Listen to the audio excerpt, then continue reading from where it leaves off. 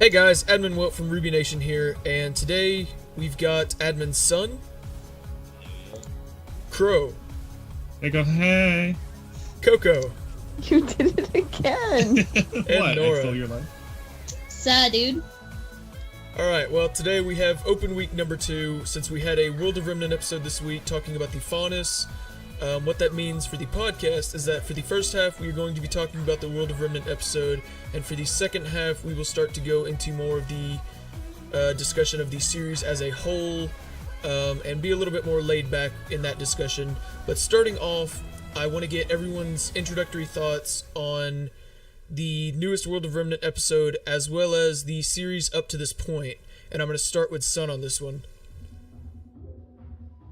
I think Crow's comment about watching a lizard regrow his tail, there is enough alcohol for that.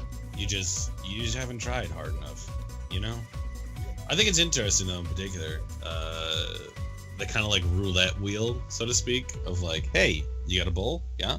All right. You got a monkey? Yeah. All right. You got to combine them? Yeah. Congratulations, you have a cat. Wait, what? I like that whole interesting thing. And Qrow? First, I want to say that I don't know what you're drinking, son, but no amount of alcohol is ever going to help you or make you fathom someone regrowing their lizard tail. Special Faunus secret, man. I'll slip you a bottle later. And exactly, you're Faunus, you have an edge. And second, kind of interesting seeing just the history of the discrimination of Faunus and why or how people can be triggered or have their fears triggered just by the simplest of misunderstandings, I suppose. Yeah. Coco?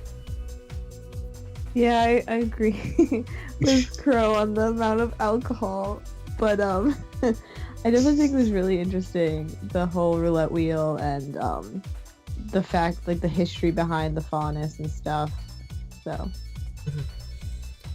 And Nora?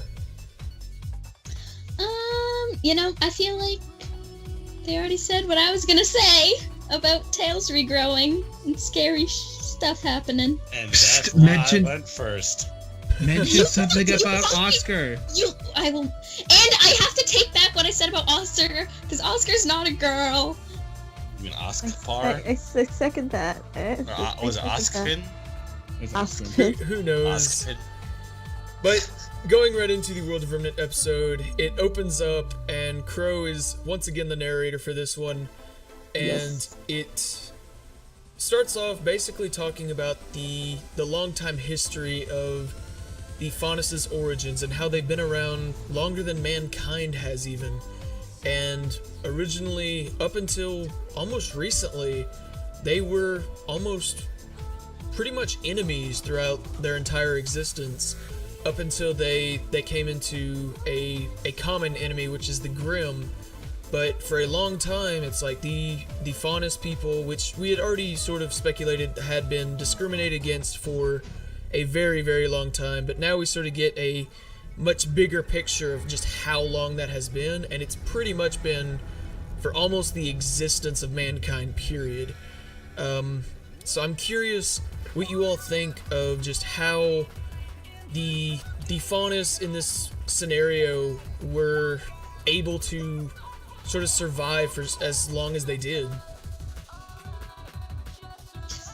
For me personally, I think one of the things that's pretty interesting is the fact that with that whole, I guess with the discrimination and such, it kind of they mentioned isolation, and as they kind of established, obviously the Faunus have some sort of, like, I don't want to say benefit, but they have those sort of additional factors that will be able to help them out. Like, for example, obviously a monkey Faunus would be able to have a better time foraging for food as opposed to a human, because, oh, okay, by the way, like, I'm part monkey, so I'm gonna be able to shoot up that. It's like I'm gonna be able to shoot all the way up that tree faster than you can even start to get up there.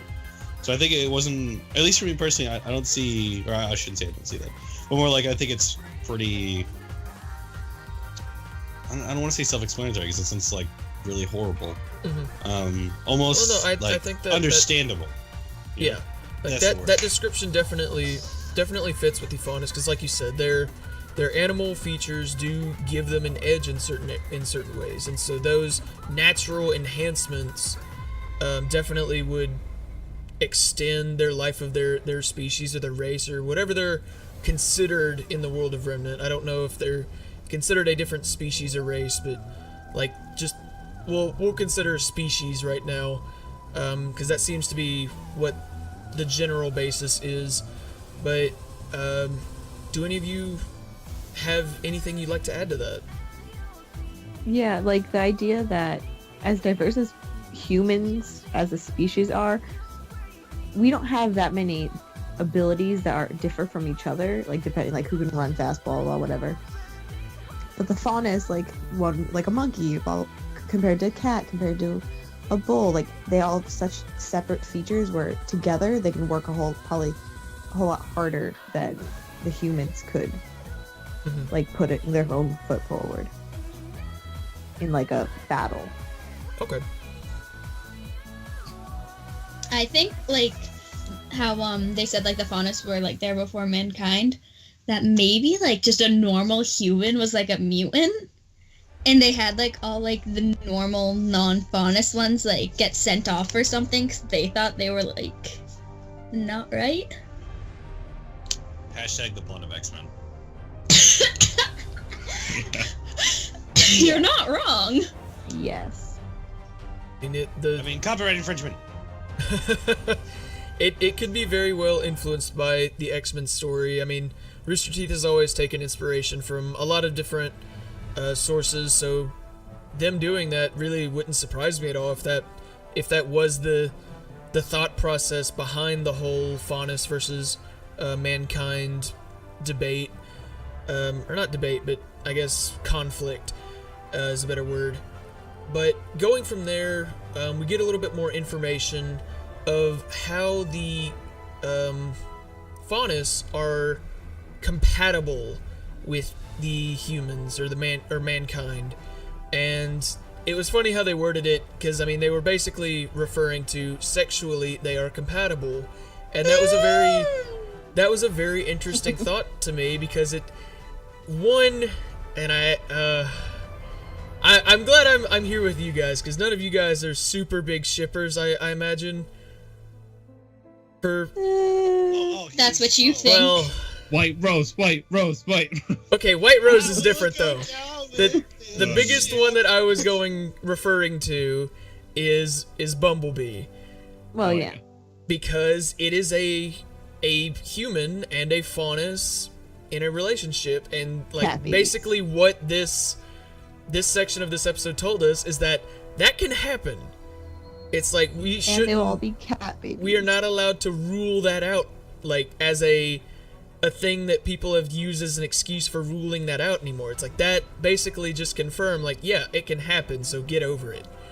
And so that was a very cool thing to me. It's like, it's a bit interesting learning about like the way that the DNA and the genetics transfer to the children, because apparently it's fairly random if you get two completely different species together. And so that, like a monkey and a cat. like a monkey and a cat, they didn't really talk about what kind of child a human and a Faunus would have, other than, or did they?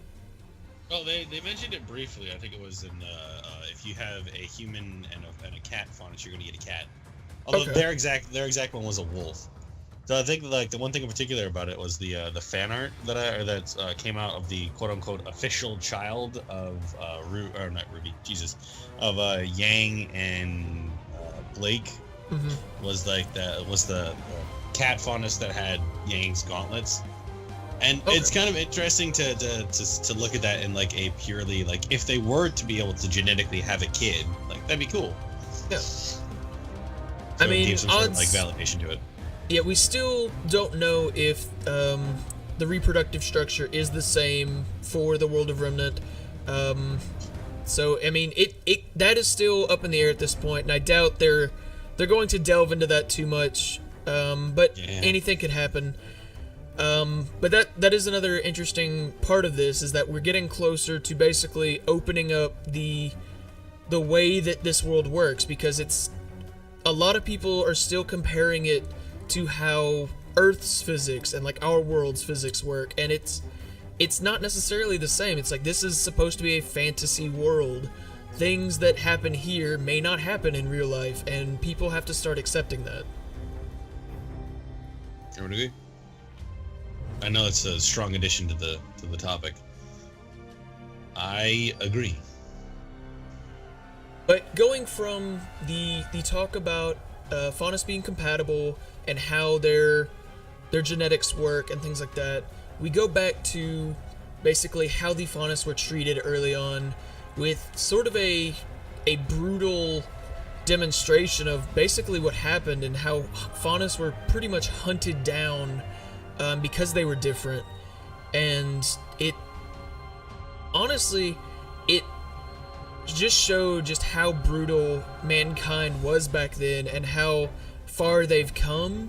But it's like, killing someone that just because they have one animal feature, it's like that, to me, that's rough. That's as close to just straight off murder as you could get. It's like, hunting an animal, a straight off animal is one thing, but hunting something that only has an animal feature is like, that's good grief. Well, yeah, also they did make one interesting point in the video, which I feel like is very relevant to our world especially, is that people don't really like difference that much, in the sense that, like, it's a lot easier to associate and get together and accept people that are very similar to you, and that doesn't even have to be into a physical sense. It even just be personality wise, and just be culturally, like, you tend to assimilate with the people that are more like you. So the farther it gets, the more conflict is could arise.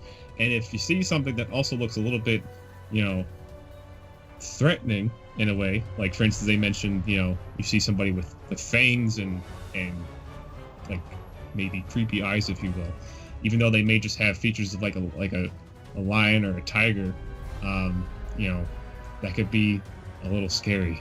And I mean, even we just learning from our world too, like, I mean, there's a lot you could go in as far as just differences and our history of differences when it comes to just I don't want to get too big into topics, but just like using like race example, or even like gender as another thing too, like just differences, or even just cultures, like history, cultures clashing, different ideologies clashing. Differences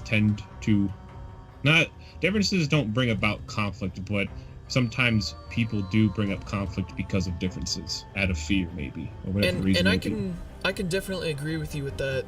The biggest thing that sort of, I guess, set me off more about World of Remnant's way of handling things is like you mentioned with our world, it's like with the race discrimination and things like that, it's we as a just species would not, I mean, granted there are exceptions to this, but like overall we weren't wanting to hunt down people that were different and get rid of them. In like what seems to be the case in World of Remnant. So you're saying in our world that's not in our world that's not the case. It's like, yes, we discriminated against each other and races were fighting and people were segregated and things like that. And there were groups that did particularly want to eliminate other races and things like that. But in the World of Remnant, it's almost as if they were treated as prey, as just something that's not even remotely similar to them. Just to make sure that I get this, I just want to make sure I get it straight, is that because in our world, like, there's been genocides, there's been, I mean, genocide's probably the most extreme example of one group of people trying to rid the world of another group of people, whether it be, well, I don't want to get into specifics just because that's going to go down a really dark path, but are you saying that in the World of Remnant it's different in the sense that instead of the same species trying to go after each other because of differences, it is now an entire species basically humans. I cannot say that it's an entire species, but I do think that it's a more generalized thought process, at least, and this is only solely based on what we've seen through this newest World of Remnant and what we've known in the past, and that it was sort of like common knowledge, like, we are not friends with the Faunus as mankind, like, we will fight them and push them out of our home, and if we have to, we will kill them to eliminate them. And then, like, we start getting into the Great War and things like that, and that actually leading into the next part about the episode is when the Faunus and mankind join forces to fight a common enemy, and that's when we start to see the shift. And we get a scene where we see mankind and the Faunus fighting together to fight back the forces of Grimm. And just like Qrow said in the episode, it was sort of a bittersweet relationship between the two, and it's sort of similar to how it is now, of how then it starts to converge into what, like, a lot more similar to how our segregation and things like that was in the real world.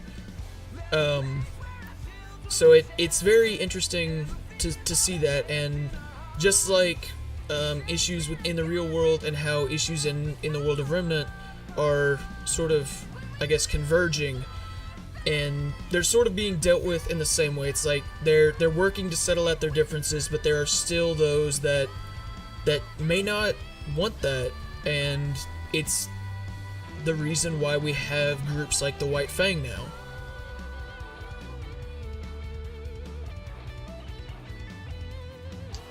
Anybody have thoughts on that? Oh, we were letting you go at it, man.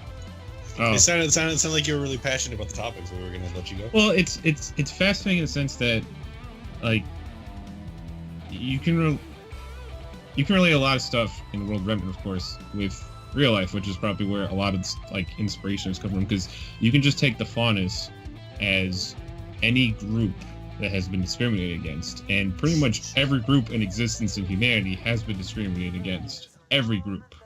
Mm-hmm. The ones that you may not initially think about, they were at some point. And it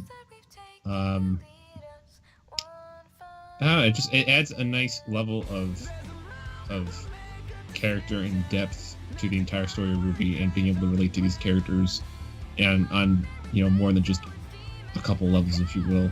But also is another interesting way of just crap, I don't know. I had it in my head, but now I just lost it. But, I had a brain fart. Sorry. You're all right. I'm curious to see if any. Does anyone else have any thoughts that they'd like to add on how RWBY is sort of explaining these things, or how, I guess, Rooster Teeth has sort of laid this out? And do you think, like, this is going to be sort of a major plot line that stretches over everything, or do you think this is going to be sort of a specialized section of the story for maybe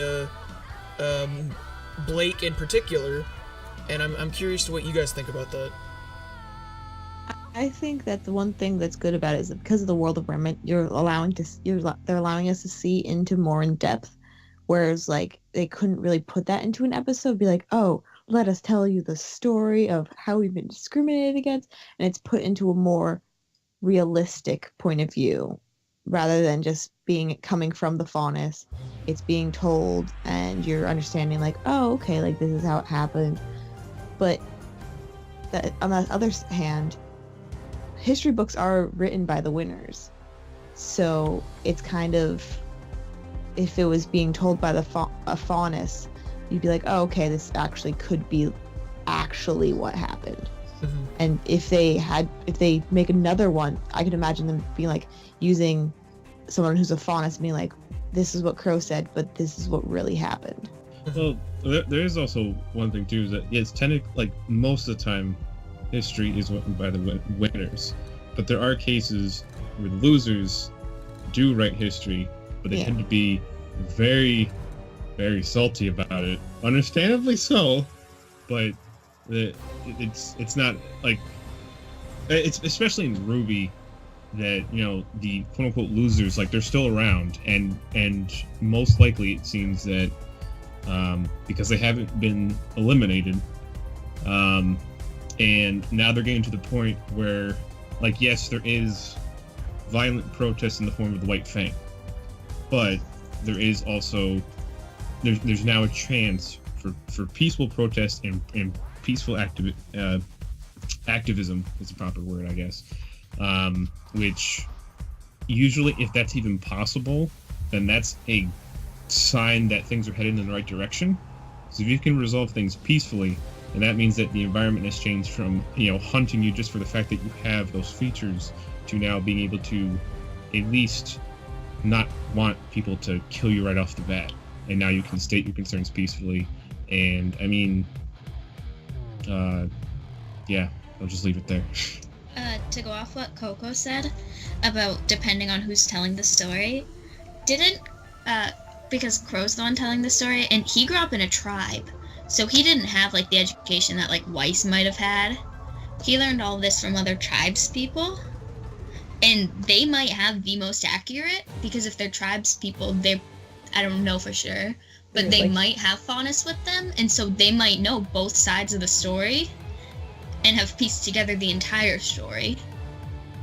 That is very interesting, because Qrow is one of those characters that's very aware of everything that's going on around him, and the world in general, and I think some of that does come absolutely from his growing up in the tribe and things like that, and I think another part of it comes from his time with Ozpin, because we still don't know as much about Ozpin as all of us want to, but like, if Ozpin is the big, like, character, the all-knowing character, then it would make sense for him to spread that information with his closest allies, being Qrow, Glinda, and these people, so that they can, if something were to happen to him, just like Qrow is doing now, is to carry on his legacy, and carry out his work. And so I feel like Qrow has a lot of this information, probably mostly coming from Ozpin.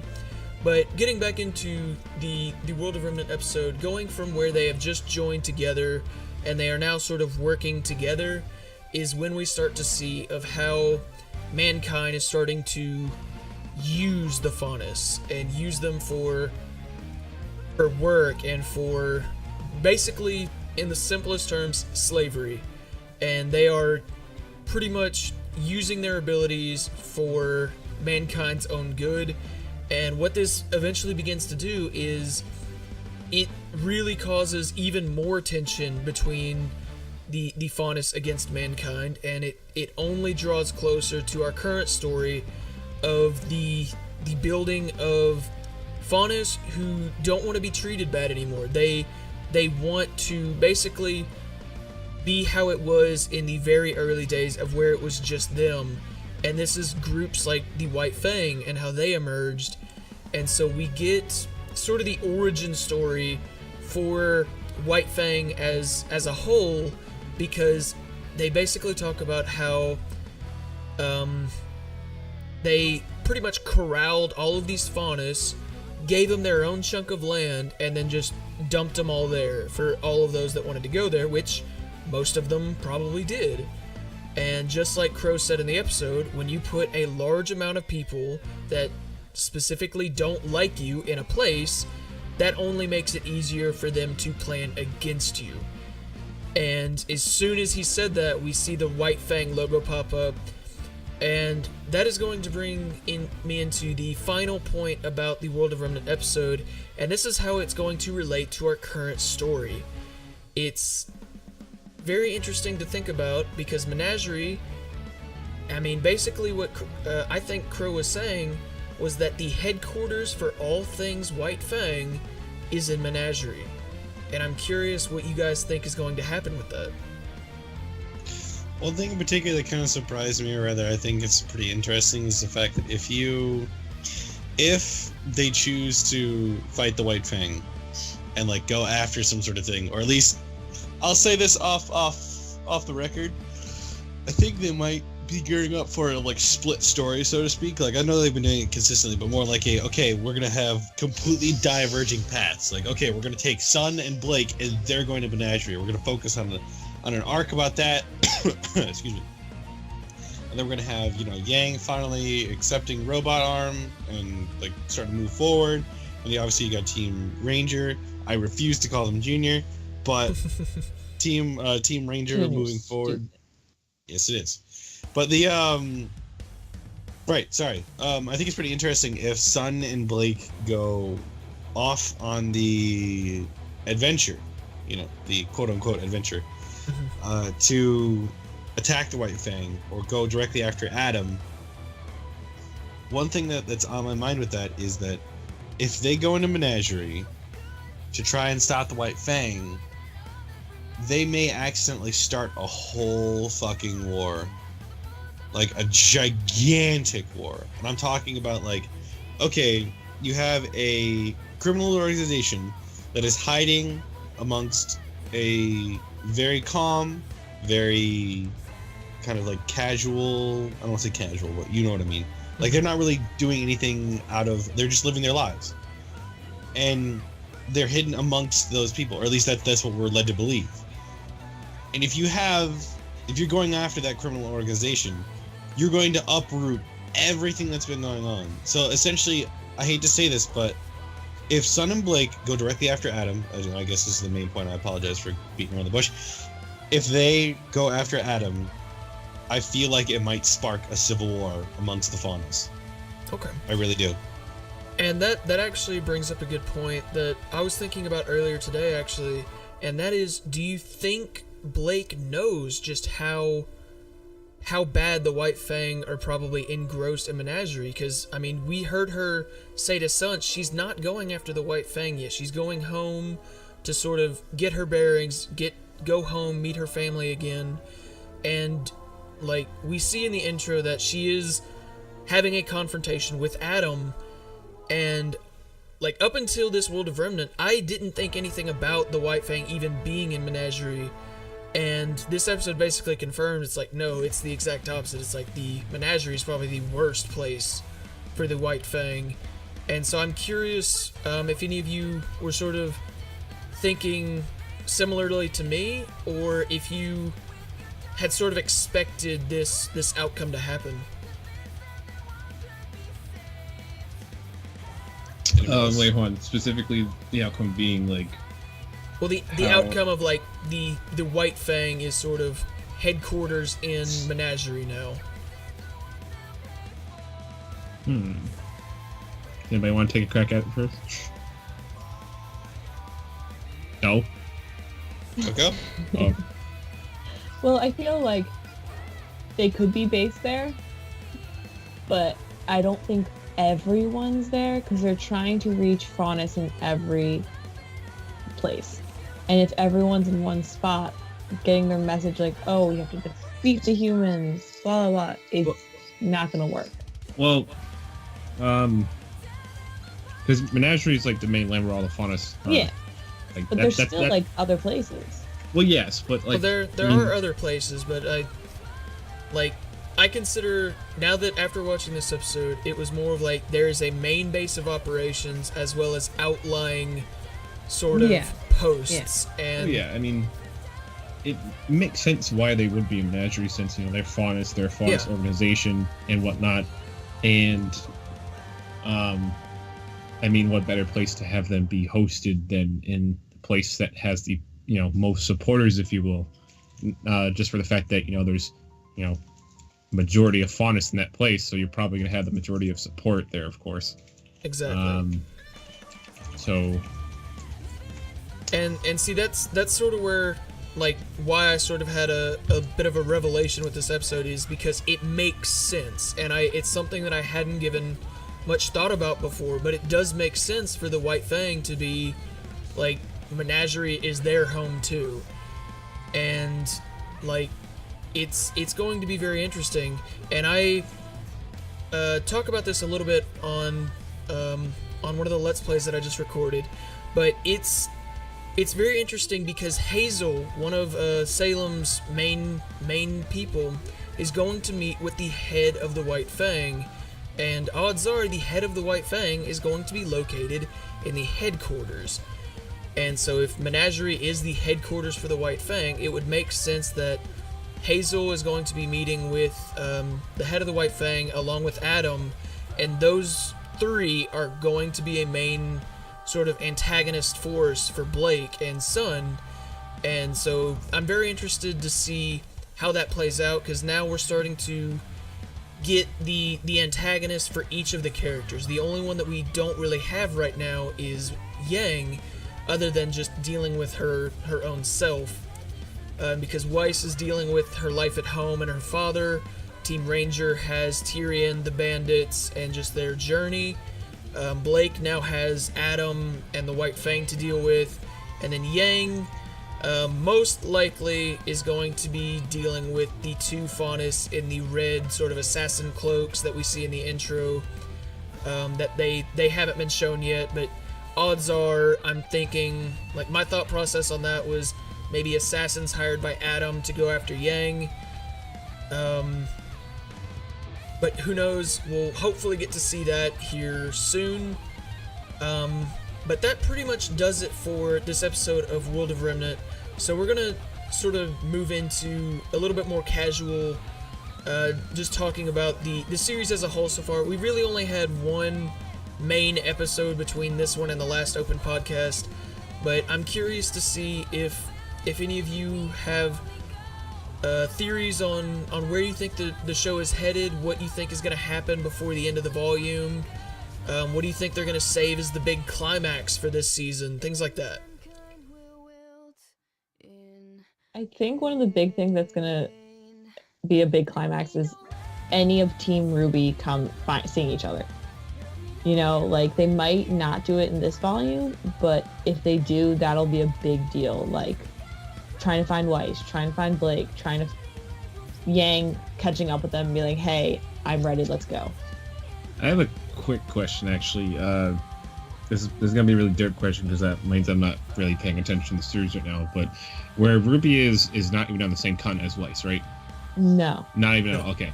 No. So, because the one thing that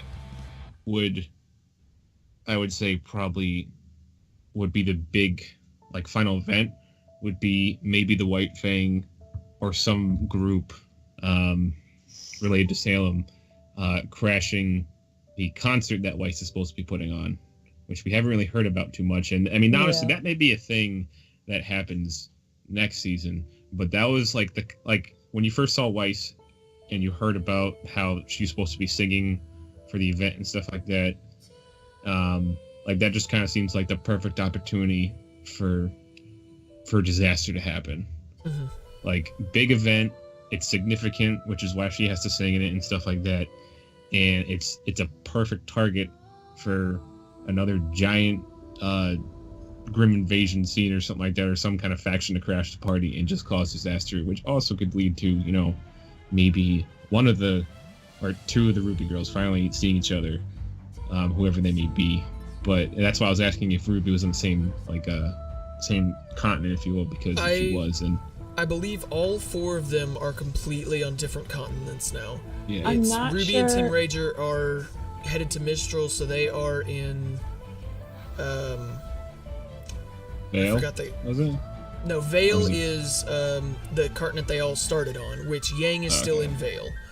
Well, she's Um, on the little island. Well, she's off on a side island from Vale, but like Yeah. the Vale is the city, whereas like the continent itself I can't completely remember, but there's Vale, Mistral, Menagerie, Atlas, all those, and they're split up into these four sections. But adding to what you were saying with how they are going to be joining, I think it's going to come more from like Salem's force towards her next target is Mistral. Mhm. And like with that being like, because obviously Team Ranger is headed to Mistral Academy, and then if Salem's plan is to go after Mistral next, why would she not use the White Fang to aid in that? Because they were very effective at doing their job last time, so why it wouldn't make sense for them to not do that again. And so I could see maybe Tyrion and Hazel being the big two bads versus Blake, Sun, and Team Ranger. And actually, I guess if they are in Mistral, that means we'd be meeting up with the full Team Sun again as well. Yeah, buddy. And so if we can get like that big clash between those two, I don't personally know, like as you said, it could still happen that like the White Fang is becoming a threat to Atlas as well. And then Yang, if she's having to fight Faunus, it only makes sense for her to have an altercation with the White Fang as well. And so that the White Fang is going to be, I think, the catalyst that brings them all together, because they are connected some way. If Atlas does end up getting attacked by the White Fang somehow. Otherwise, we don't have a whole lot to go on with that, but I'm curious to see if this arc is going to stretch, like the big Mistral fight is going to stretch beyond this volume, or if that's going to be like the big, like around chapter 10, 11 area where they get there and then it's like, all right, now things are starting to get serious. We're going to get left with a cliffhanger, and then volume 5 is going to sort of tie everything together just like before, because we are now fully introduced to the characters. We know now the world, we know the conflict, now we know the villains, and knowing all of these things together, we don't need an entire volume to explain those things like we did with the volumes 1 and 2. It's like we already have all of that now, so it would only make sense that we focus on the main story itself. And so I feel like we're not going to have to wait until volume 6 to get this big final arc. I also really want it to be sooner than later, because I don't want to wait another 2 years. Nora? But probably will. Nora? Yeah? Thoughts? Oh god. No, I hate when you do this! Ugh! I need time to Pressure is prepare. on. I want pancakes. Oh god. And syrup. And syrup? You didn't tell me thoughts on what, so I'm just giving you my thoughts.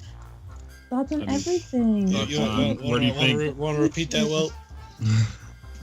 I don't know if I can repeat all of it, but thoughts basically on what do you think is going to be the big conflict?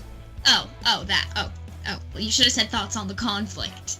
Oh jeez. Yeah, which conflict? Good. What are we talking about, Nora? Exactly! Exactly! She's Don't let sorry him put now. you down, Nora. Don't let him put you Nora! You were just. You mean Satan bless it? Oh my god. God. Alright, answer the question. Yas. Yeah. Yeah. Alright, so let's get back on the stream so Wilt can actually finish this up. Seriously. Train's going off the rails. Final thoughts on where you think this finale is going to be. I honestly think the finale's gonna be like... I honestly think it's gonna be like Emerald and Mercury. I think that's might be one of the biggest conflicts in the series, is Emerald and Mercury leaving the quote-unquote bad side. Okay. Because, like, No, I they've see been what you're saying. showing all the hesitance. I do sort of Mercury, get but that feeling definitely with every scene that they're in. Yeah. So I think that they're gonna end up leaving, and that's gonna cause, like, Salem to be like... Or, no, not Salem. Cinder to be like, I have no friends, everything is awful. And Salem's gonna be like, you need to step up your game, girl. Come on. Alright, well, that... Step on it. Get your together. Well, with that's pretty much going to do it for the open week. I do want to get everyone's final thoughts on everything so far. Just anything that you have sort of been thinking about to yourself that you want to let be known, whether that's a theory that you have for the upcoming episode. Specifically, if you can't really think of anything, I want to know what you have to say about what you think is going to happen in the very next episode 5. Or not. Yeah, 5. Yeah, 5. And it's still crazy to think, like, we're not even halfway done with this volume I yet. know, it's so exciting. And I'm loving every episode. There hasn't been a bad episode yet. And so I'm curious what you think. If you don't have anything that you'd like to say, like, what do you think is going to happen in the next episode? And I'm going to start with Nora on this one. Why do you always have to start with me? I'm mixing it up. Girl. When's the last time we actually started with you? Answer the question. I think the next episode. I think that the next episode is gonna start with probably just like a big like. I actually have no clue. I don't know. I don't know what to expect when it comes to RWBY. I mean, that's So- fair. Like I never like every episode. I'm like I did not see that coming. And I definitely have a lot of those same moments. So I mean that's completely understandable. And then we'll go ahead and go with Coco. Do you have anything you'd like to add? I definitely think it's gonna be interesting because I definitely think that I'm nearly positive that Blake's meeting with her parents the next episode. So I want to see how Sun interacts with her parents. Okay. Yeah, that would feel like that'd be a that's very gonna be funny really funny. interaction. Don't mess with my little girl. What about you, Qrow? Honestly, that's probably the thing I think of too, because we haven't really seen Blake or Weiss in a while. Like, we only seen Weiss in episode 2, and like everyone's kind of had their episode already, and we kind of left on a note of technically, I think RWBY was like the last of the 4 girls that we saw. No, actually, no, Yang. That's right. But I think either Weiss or Blake's gonna pop in there randomly. Okay. So. And then Sun, finish us off. Hashtag Sun is not okay. Why, Reddit, do you hate Sun so much? Okay, no. Please, Bring back Sun. Sun Tabs 2K16 or They're still 2K17. there. They're just not that Leave defined. Sun alone. Leave Sun alone! No, seriously, though, I think a pretty interesting thing that Admin Blush was talking to me about was the concept of the soul transfer. I'm actually kind of curious to know and confirm 100% if Austin completely transferred his soul into Oscar. Okay. That's what I'm looking forward to. Also, totally looking forward to as what was it? Teddy dubbed Blake's, what we presume to be Blake's dad, as quote unquote Pirate Daddy. Oh boy. So I'm very much so looking forward to meeting Blake's father. And that'll be very fun. Does that mean Blake's mom is Pirate Mama? Possible. Yes, 100%. We don't But know for with sure. all that, I definitely agree with you, Sun. I want to see Ozpin's sort of what in the world is going on with him, because right now he is probably the biggest mystery of like what is going on right now. And so Ozpin definitely is at the top of my list of what I want to see. But for the next episode, I feel like it is going to be a Blake-centric episode, with probably a RWBY or Team Ranger section in there, and then finishing off the episode going back to Weiss. But that's pretty much going to do it for this week. If you guys enjoyed this episode, be sure to leave a comment below and subscribe to the RWBY Nation YouTube. And if you haven't already, if you are just now finding this, be sure to go check out our Facebook page, RWBY Nation. We are one of the largest growing fan pages on Facebook for all things RWBY. So go definitely check that out. And this has been Admin's Wilt, Sun, Don't forget to follow the stream. Qrow, Hey! Coco, Eh. and Nora. Why am I last? Oh my god. Oh my god. Because you suck. Never mind. And this has been No, I RWBY Nation slurped Podcast. pancake syrup. I gotta go And the deal damn with this now. And if while you have the chance.